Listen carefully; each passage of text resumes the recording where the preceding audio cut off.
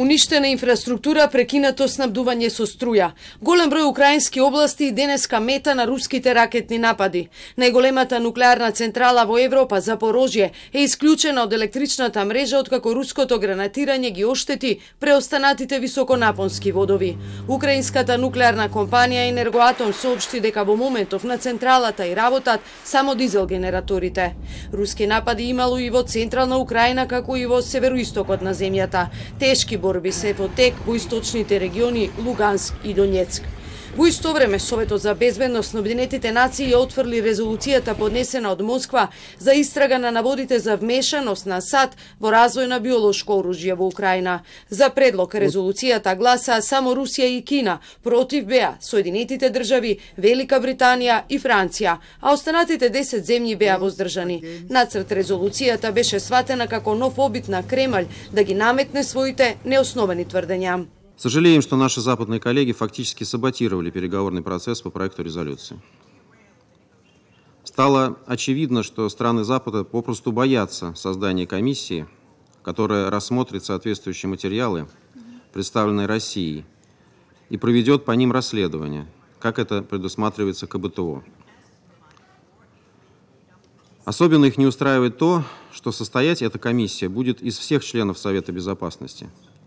Ведь они пытаются в одностороннем порядке принимать решения за все международное сообщество.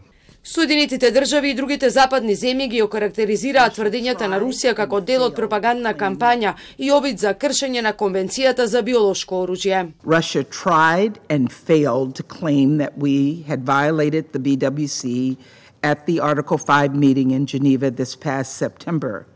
Russia failed to provide any credible evidence to support these false allegations. Despite Russia's abuse of the process, and precisely because we respect the BWC and its provisions, the United States and Ukraine went through Russia's allegations in Geneva point by point and debunked every single one. По вчерашната посета на шпанскиот министер за надворешни работи денеска во Киев е председателката на Грција Катерина Сакеларопулу во знак на поддршка на украинскиот народ. Пораката од Зеленски е иста до сите европски лидери. Я знаю, що ви вклали особисто багато зусиль щодо отримання Україною статусу кандидатства в члени Європейського Союзу. Але хотів попросити вас не розслаблятися, тому що ми ще не члени Європейського Союзу.